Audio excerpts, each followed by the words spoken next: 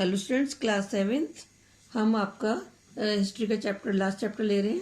इसमें आज हम पढ़ेंगे राइज ऑफ रीजनल पावर्स। जो क्षेत्रीय शक्तियां थी उन्होंने सिर उठाना शुरू कर दिया था अब औरंगजेब के बाद में, जब मुगल शासक जो कमजोर पड़ गए। After Aurangzeb's death weakened central authority created a new opportunities for aggrandisement for provincial officers. During the first 3 decades of the 18th century, nascent regional kingdoms in several northern provinces began to appear. तो 18th century के 3 decades में जो है, पहले 3 decade से बहुत सारे regional kingdoms जो थी वहाँ पर जो शासक उभरने शुरू हो गए थे, राजा गवर्नर्स जो थे उस एरिया के, और रिकॉग्नाइज देयर एडमिनिस्ट्रेशन, उन्होंने अपने एडमिनिस्ट्रेशन को रिकॉग्नाइज किया, रीऑर्गेनाइज किया, और with the aim of the strengthening their power while still paying lip service to the empire's authority. Northern provinces were edging towards the stability within a loosened, decentralized imperial structure. जो अब केंद्रीय शासन था वो कमजोर पड़ चुका था, तो नई पावर सिख, जाट और मराठा जो थी वो अब सामने आ चुकी थी। Gradually they broke off from the Mughal domination and established their own independent state. और वो मुगल साम्राज्य से स्वतंत्र अलग अपना साम्राज्य स्थापित करना चाहते थे। सबसे पहले हम पढ़ेंगे राजपूत के बारे में। जो राजपूत पावर थी, Rajput were strongly military like warriors, but they had a major drawback in that they never organise themselves into the single power. They were constantly at war with each other. तो राजपूत जो थे वो बहुत स्ट्रांग तो होते थे, military like warriors होते थे, पर उनका सबसे बड़ा ड्रॉबैक था कि वो कभी भी एक साथ ऑर्गेनाइज होकर नहीं लड़े, सब अपने अपने राज्यों के लिए अलग अलग लड़ते रहे। इसी वजह से वो कभी भी एक पावर बनकर नहीं उठ सके, वो हमेशा आपस में they war with each other. Even after the fall of Aurangzeb they fail to the rise to the occasion and grab powers. Aurangzeb की डेथ के बाद भी वो अपनी पावर को इकट्ठा नहीं कर सके। The royal patron that they receive during the days of Akbar was now lost. जो अकबर के समय में उनको मिली थी शाही अंदाज में उनको मिली थी इस रिस्पेक्ट, वो खो चुके थे। मोस्ट इम्पोर्टेंट रूलर जो थे उस समय के पीरियड में वो सवाई राजा जयसिंह, जिन्होंने जयपुर शहर बसाया, जयपुर के, who build the pink city and also astronomical observatories. और एस्ट्रोनॉमिकल ऑब्जर्वेटर भी थे, इसी वजह से उन्होंने जंतर मंतर बनाया जो कि दिल्ली में भी है और जयपुर में भी। But during the 18th century the Rajput become very weak due to the rise of the Sikh, Jat and Maratha. लेकिन राजपूत जल्दी ही सिख, जाट और मराठा के उभरने पर कमजोर पड़ गए। अब आते हैं हम सिख पर। सिख गुरु गोविंद सिंह द 10th सिख गुरु जो थे उन्होंने अपनी सिख को एक एज ए मिलिट्री फोर्स के रूप में इकट्ठा किया, और after his death his disciple, उनके डेथ के बाद में उनके शिष्य थे बंदा बहादुर, उन्होंने उनकी स्ट्रगल को कंटिन्यू किया मुगल्स के खिलाफ। बंदा was finally captured and put to the death in 1715 during the region of Farooq शेर। फारूक शेर के समय में 1715 में उनको वो की मृत्यु हो गई बंदा बहादुर की। But the invasion of the Nadir Shah and Ahmad Shah Abdali give the Sikh a fresh opportunity. लेकिन जब नादिर शाह और अहमद शाह अब्दाली ने अटैक किया मुगलों पर, तब फिर से इनके लिए एक अपॉर्चुनिटी आई कि ये उनको चैलेंज करके, मुगलों को चैलेंज करके अथॉरिटी को अपने हाथ में ले सकें। They organise themselves into small groups. तब उन्होंने अपने को छोटे छोटे ग्रुप में ऑर्गेनाइज किया, जिनको बोलते थे मिसल्स बोलते थे। These misls were 12 in number and each and had a leader. हर एक मिसल का एक लीडर होता था, और misls could not unite for a long time. They carried on their struggle with each others cooperation. और वो जल्दी ही अपने एक दूसरे के कॉपरेशन की वजह से स्ट्रगल में लगे रहे। By the end of the 18th century Maharaja Ranjit Singh जो थे वो उन सबको इकट्ठा लेकर आए and founded a Singh kingdom. उन्होंने एक राजधानी बसाई। He brought the entire area to the west of the Sutlej under his control. Sutlej नदी के किनारे उन्होंने वहां पर अपनी सिख साम्राज्य को स्थापित किया। Under Maharaja Ranjit Singh the Sikh power is the zenith of its glory, but his death was followed by struggle for power. लेकिन उनकी मृत्यु के साथ ही फिर ये से कमजोर पड़ गया। अब बात करते हैं Nizam of Hyderabad. Whereas the rebellions of the Rajput and Sikh were primarily motivated by the religious superstition under Aurangzeb, quite a different story happened in Hyderabad. तो हैदराबाद में एक अलग ही कहानी चल रही थी। The uncertain circumstances of the Mughal Empire combined with absurdness and jealousness of the emperor provoked the independent feelings of Hyderabad. तो हैदराबाद के जो शासक थे उनकी अपनी फीलिंग्स आ रही थी कि वो आज़ाद होना चाहते थे। फाउंडर जो थे उस समय के प्रेजेंट डायनेस्टी के वो थे Chin Qilich Khan, a capable man of the courage who rapidly rose in the favour of the empire. Although young he was made viceroy of the Deccan. ये डेक्कन के वायसरॉय रहे थे औरंगजेब के समय में। He exercised the absolute power in the area that he eventually excited the jealousy of the emperor, who gave order to for assassination. और वो राजा के खिलाफ थे जिसने उनको मारने की ऑर्डर दे दिए थे. The task was introduced the Mubarak Khan, the local governor of the Hyderabad. However, he not only failed in the attempt, but he himself was slain. तो उसको खाली वो फेल ही नहीं हो गया अपने काम में, बल्कि उसको खुद को पकड़ लिया गया. Nizam of Hyderabad was a humanist of a strange nature. He wrote to the emperor congratulating him on successful supervision of the revolt. और उसने निजाम जो थे हैदराबाद के, उन्होंने मुगल साम्राज्य को कॉन्ग्रेचुलेट भी किया कि और him at the same time the head of the traitor. और जो इसको मारने के लिए भेजा था उसका सिर उन्होंने उसको सामने भेजा.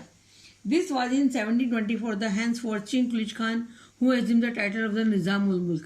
और फिर 1724 में चिंगलिश खान ने निजामुल मुल्क का टाइटल ले लिया अपने सिर पर, himself as a independent prince, और अपने को स्वतंत्र शासक घोषित कर दिया.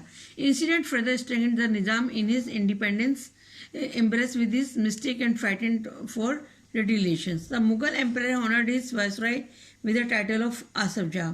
तो मुगल एम्पायर जो थे उन्होंने उसके वाइसराय जो थे उसको आसफ जहाँ को खड़ा किया वहां पर. And with the instruction to settle the country, repress the turbulent, punish the rebels.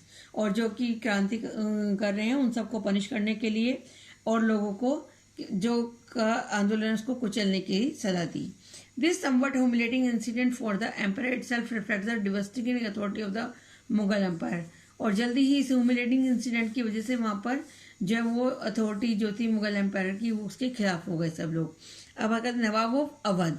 Kingdoms of Awadh was no exception in that it protested to the rule of the Mughals Empire and initiating its own rule over the area. तो अवध भी इसका exception नहीं था. यहाँ पर भी Mughal umpire जो थे उनके खिलाफ प्रोटेस्ट होने शुरू हो गए थे. सादत खान बुरहान मुल्क जो था वो यहाँ पे नवाब अपॉइंट किए गए थे 1722 में. And establish his court to advantage of a weakening Mughal empire in Delhi to lay the foundation of Awadh dynasty. तो इन्होंने भी मुगल अंपायर की कमजोरी को देखते हुए अवध डायनेस्टी की नींव रखी. Region of the Awadh was characterized by the disorder and frequent absence of the governor in response to the disorder in Awadh. Later governors were given unprecedented powers, notably over the fiscal and revenue system.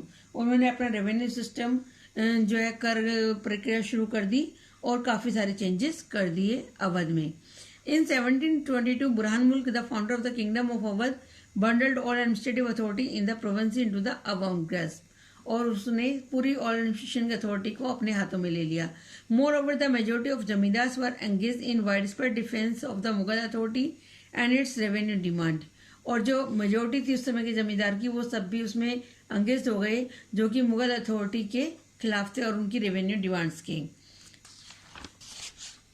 For example the Bais Rajput of the Banswara who had been turbulent since the last years of Aurangzeb's reign. और उसी समय ब्यास राजपूत जो थे बांसवाड़ा के उन्होंने भी औरंगजेब के खिलाफ खड़े हो गए. The banner of a single war leader and for the Awadh governor in the 3 days battle at their central fortress. Awadh के किले के चारों तरफ वहां पर केंद्र में लड़ाई की.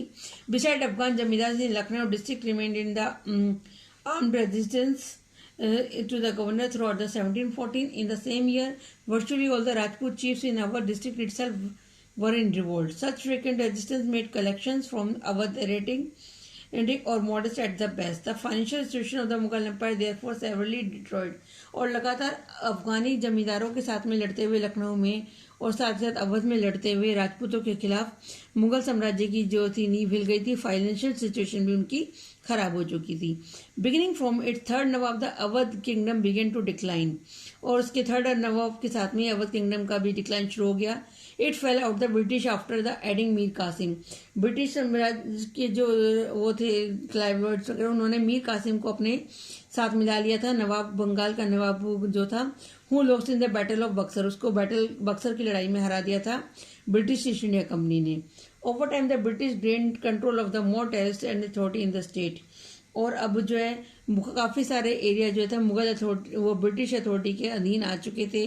1798 में फिफ्थ नवाब जो थे उसने received opposition from his both his people and the British and was forced to abdicate. और उसको ब्रिटिश ने भी और लोगों ने भी हटा दिया. देन ब्रिटिश अथॉरिटी पप्पट किंग, क्योंकि ब्रिटिश वहां पर एक अपना कठपुतली वाला राजा चाहते थे जो कोई वो उनके हिसाब से कर इकट्ठा करके उनको टैक्स के रूप में बड़ा धन खजाना दे सके. Who in the treaty of the 1801 ceded half of the Awadh to the British India Company, और आधे से ज़्यादा अवध को ब्रिटिश इंडिया कंपनी को सौंप दिया, and also replace this troops with a British army, और साथ ही साथ कि ब्रिटिश की आर्मी को भी वो चलाएंगे, उनका खर्चा पानी. The treaty virtually made Awadh a vessel to the British India Company. The state continued to be part of the Mughal Empire name till 1899, और 1819 तक अवध का बहुत बड़ा पार्ट जो था मुगल एम्पायर से निकलकर ब्रिटिश ईस्ट इंडिया कंपनी के हाथ में आ चुका था. Nawab of Bengal. From the 1770 until 1883 successive Islamic dynasties Nasiri Afsar Nasifi ruled Bengal. The first dynasty of the Nasiri ruled from 1770 to 1740. The founder of the Nasiri, Murshid Quli Jafar Khan, entered the service of the Emperor Aurangzeb and rose through the ranks before they became Nazim of Bengal. तो बंगाल में भी जो थे ये दो भाई थे, नासिरी मुर्शिद कुली जफर खान, इन्होंने अपना साम्राज्य स्थापित कर दिया था 1717 में. A post he held until his death in 1727. Bengal was one of the wealthiest part of the Mughal empire. सबसे काफ़ी अमीर इलाका था ये, और मुगल एम्पायर जो थे यहाँ से उन्होंने डिक्लाइन शुरू हुआ जब Nawab in the region grow in the power, although normally subordinate to the Mughal empire. They exercised great power in their avowed right and ruled independent rulers, wielding virtually independent power rule of the region. After the last independent ruler of Bengal was defeated by the British forces of Sir Robert Clive, जो last Bengal ruler थे उसको Robert Clive ने 1757 में हरा दिया. The Nawab become the puppet rulers dependent on the British, और नवाब जो था वो पपेट रूलर बन गया जो कि ब्रिटिश के ऊपर डिपेंड करता था. Mir Jafar who was personally led to the throne by the Robert, और रॉबर्ट क्लाइव ने मीर जाफर को वहां सिंहासन पर बैठाया जिसने उनका साथ दिया था शहाजद्दौला के खिलाफ. Briefly tried to resist the power of allying with the Dutch, और डच से थे उनसे भी इनकी लड़ाई चल रही थी. This plan however failed. The Nawab were deprived of any real power, and finally 1793 when the Nizamat with governorship was also taken away from them, और 1793 में फाइनली पावर जो थी ईस्ट इंडिया कंपनी के हाथ में आ गई. They remained as the mere pensioner of the British India company, और जो शासक थे वो सिर्फ उनके पेंशनर बन के रह गए जो कि ब्रिटिश इंडिया उनको नाम मात्र की पेंशन देती थी. इसके बाद है मराठा साम्राज्य, जिसके बारे में हम नेक्स्ट क्लास में पढ़ेंगे. Thank you.